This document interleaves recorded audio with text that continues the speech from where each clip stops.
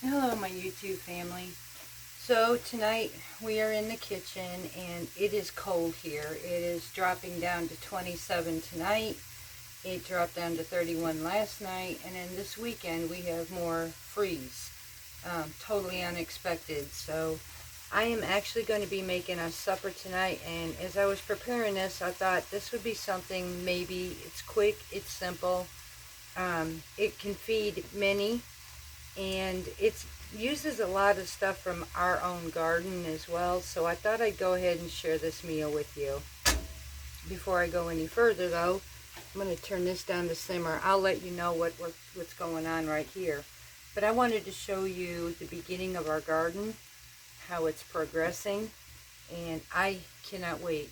As I watch more and more of how we're growing, what we're doing, the things that are happening all around us, I am more confident than ever to start this garden, and I cannot wait to show you what we have. Our kitchen table, or our dining room table, is no longer ours. It belongs to our garden, and I will show you why.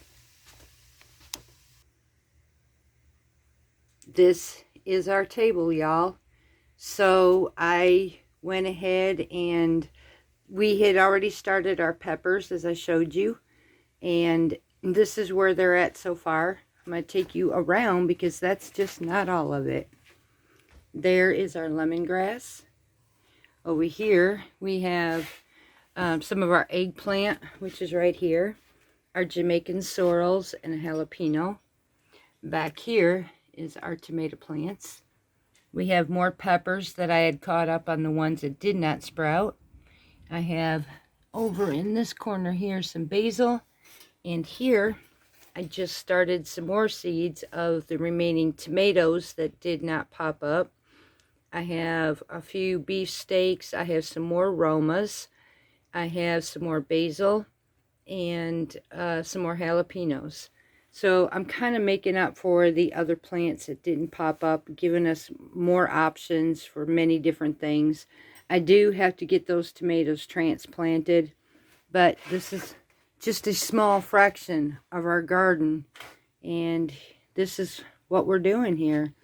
So, and when I go to cook, every time I put something fresh from my shelf, it just reminds me more and more why I really want to do this. Will it take up my whole dining room table? Absolutely. And at this point, I really don't care because I like what I get from this. It's worth the sacrifice. So let's go to dinner and I'll show you why. Okay, y'all. So we are making more like an Italian supper tonight. I have my baked spaghetti squash. Now these were homegrown spaghetti squash. They have lasted us since winter, when some of these were gifted to us and some of them we grew on our vine. This is one that was gifted to us. And so it came to us in the winter, and I had just baked this, and it's been with us still. I've got one more left. They have lasted us all this time.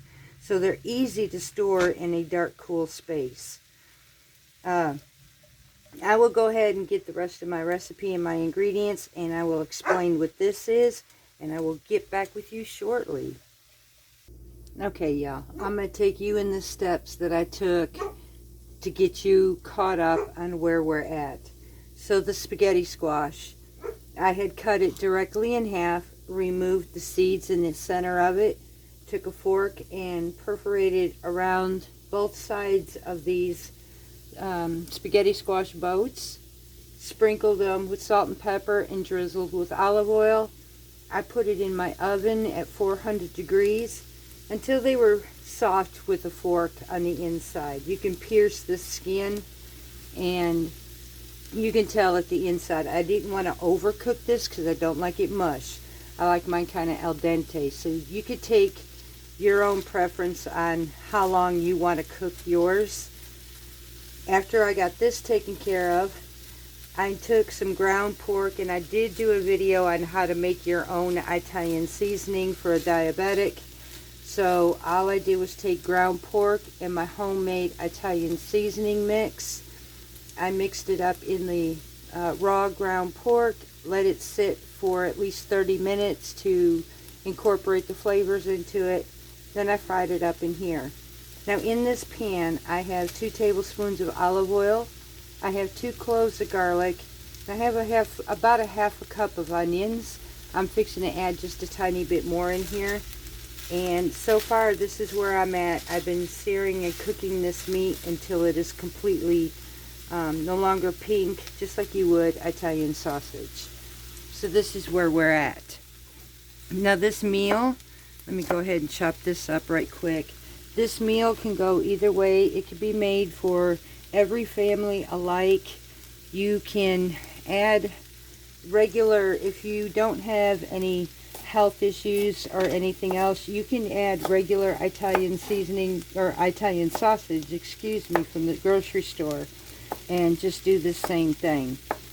So, and this is a low carb meal, but other than that, it's a nice wholesome meal as well.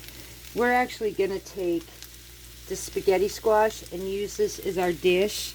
We're making boats out of this. So it's like having spaghetti in a bowl, but without the pasta. We're letting the spaghetti squash be our pasta. You can use anything you want for this. You can use zucchini, you can use spaghetti squash, or if you wanted just this topping over pasta, if you don't have any health issues, you can absolutely do that.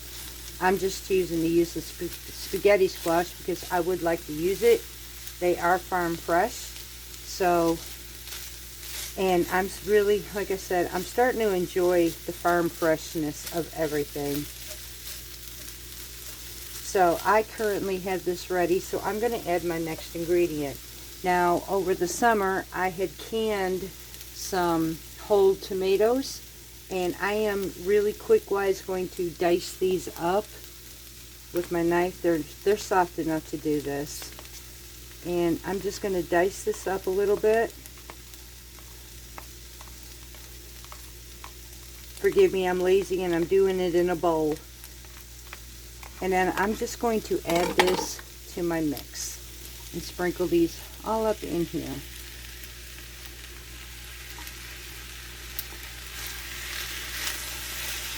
Instead of a sauce, we're just using whole tomatoes or diced up. And you can use a 12.5 ounce can of diced tomatoes too. But we are using our own stocks that were home grown and home canned. Now to this, I'm going to add about a teaspoon of Italian seasoning. I'm just going to spread it around here.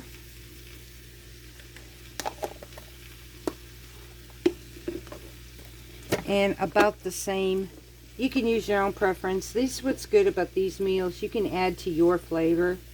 And this is homegrown parsley that's been dehydrated.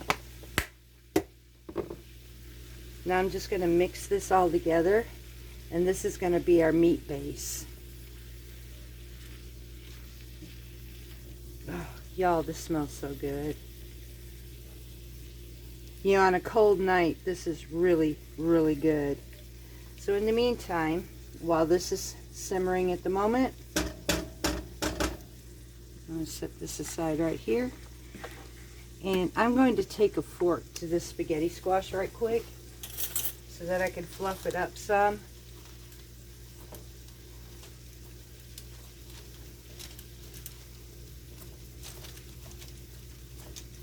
Just like so. I'm hoping you can see this. But I'm just taking my fork along the edges and I'm bringing it back, making strings out of it, pulling it back away from the skin some.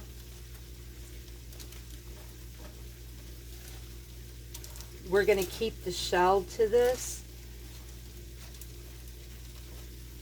And the rest of this could be scraped out while we're eating as well. So I'm just going to do enough where I can loosen this up to make it easier to grab with our dish.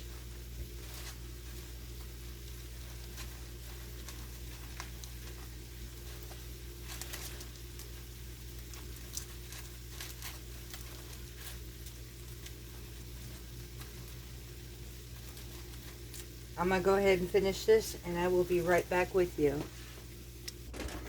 Okay, y'all, so I've got the insides now all scraped out in here, and I'm going to make a well in the middle of this, pushing the spaghetti squash on the outside so I can have it distributed basically all the way around. Now this meat mixture, this is enough to make 4 of these spaghetti squash boats, but I'm gonna end up freezing the other parts of this so I can use it for another meal. And if I have to, I still got 1 more spaghetti squash left, so I can make another meal out of that. And my mix is pretty much already done, so it's just reheat and fill after I cook the squash. So it makes a quick and simple meal. So now I'm going to take my filling mix, and in the center of each of these boats, I'm going to add our Italian meat mix in here. It's looking pretty colors already.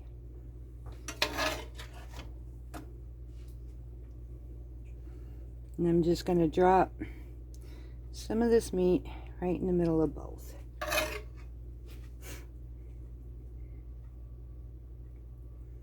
And that's it. Now the rest of this I'm going to freeze. So, and like I said, this makes for a quick meal, and I could make something else with this.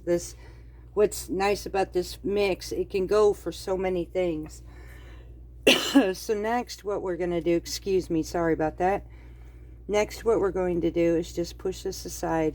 We've also had a lot of pollen, so it's getting to me. It's just that time of year. Now I have half and half, half a cup of Parmesan cheese and a half a cup of mozzarella. So I am going to put and sprinkle this on the top of everything. Yeah, one thing I just now learned actually, I have my oven preheated for 400 degrees. After I baked these, I left it on there. And this eye back here tends to get hot. So I put my bowl up there and it just kind of melted my cheese. So that wasn't cool. So I'm going to work with it anyways. That's why I kind of jumped real quick when I put my hands in the bowl, because I felt it pretty warm. So, but I'm just going to top these each. See what I mean? I goofed, y'all. I goofed. I kind of wasn't going to show that, but you know what? It happens, so.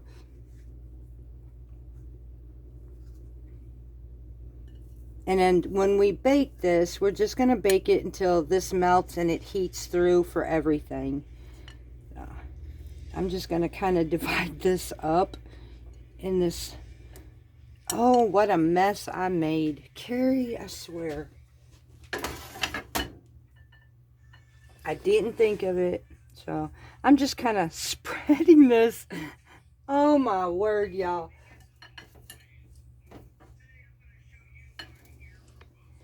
Well, I always told you this homestead is far from perfect. So there's part of that reason. But we got this. I always say that when things go wrong, I just say, I got this. So now I'm going to go ahead and add this to the oven. I'm going to go ahead and let this melt all through this, heat up, and supper will be done.